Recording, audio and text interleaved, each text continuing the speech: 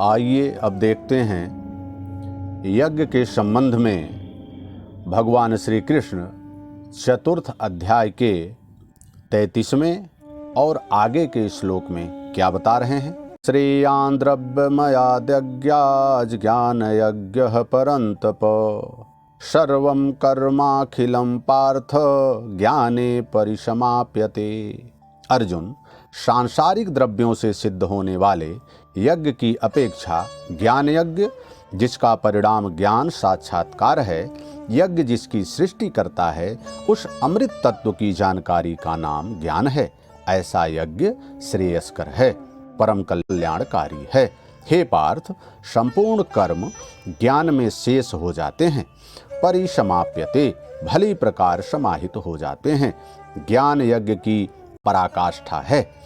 उसके पश्चात कर्म किए जाने से न कोई लाभ है और न छोड़ देने से उस महापुरुष की कोई क्षति ही होती है।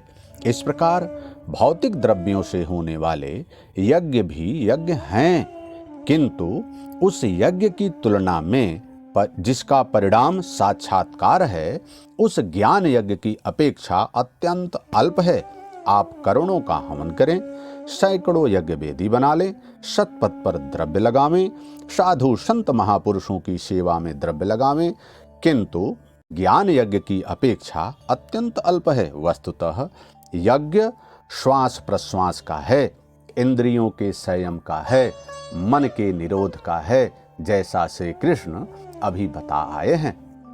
यज्ञ को प्राप्त कहाँ से किया जाए, उसकी विधि कहाँ से सीखें?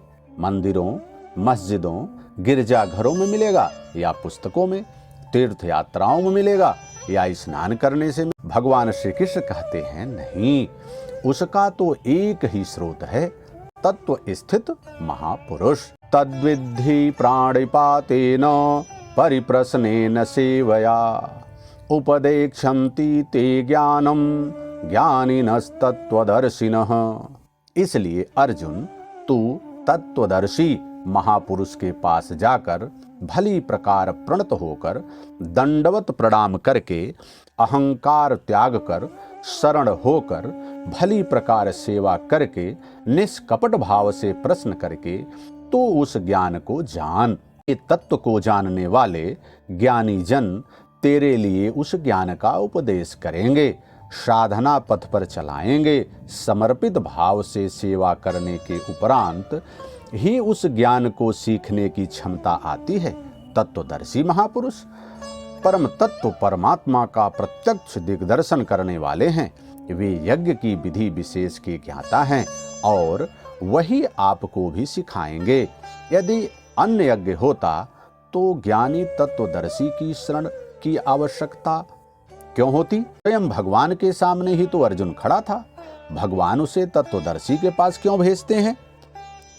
वस्तुतः श्री कृष्ण एक योगी थे। उनका आशय है कि आज तो अनुरागी अर्जुन मेरे समक्ष उपस्थित है, भविष्य में अनुरागियों को कहीं भ्रम न हो जाए कि श्री कृष्ण तो चले गए, अब किसकी शरण जाए। इसलिए उन्होंने स्पष्ट किया कि तत्वदर्शी के पास जाओ, वे ज्ञानी जन तुझे उपदेश करेंगे।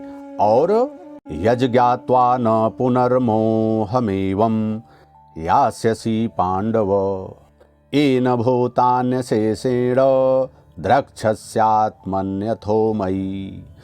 उस ज्ञान को उनके द्वारा समझकर तू इस प्रकार फिर कभी मोह को प्राप्त नहीं होगा। उनसे दी गई जानकारी के द्वारा उस पर चलते हुए तू अपनी आत्मा के अंतर्गत संपूर्ण भूतों को देखेगा, अर्थात प्राणी सभी प्राणियों में इसी प्रकार आत्मा का प्रसार देखेगा। जब सर्वत्र एक ही आत्मा के प्रसार को देखने की क्षमता आ जाएगी, उसके पश्चात तू मुझ में प्रवेश करेगा। अतः उस परमात्मा को पाने का साधन तत्व स्थित महापुरुष के द्वारा है। ज्ञान के संबंध में, धर्म और शाश्वत सत्य के संबंध में श्री कृष्ण के अनुसार किसी तत्वदर्शी से ही पूछने का विधान है। अपि चेदसि पापेभ्यः सर्वेभ्यः पापकृत्तमः सर्वं ज्ञानप्लवेनैव विजृणं सन्तरिष्यसि। यदि तू सब पापियों से भी अधिक पाप करने वाला है, तब भी ज्ञान रूपी नौका द्वारा सभी पापों से निःसंदेह भली प्रकार तर जाएगा। इसका आशय कृपया आप यह न लगा लें कि अधिक से अधिक पाप करके कभी भी तर जाएंगे।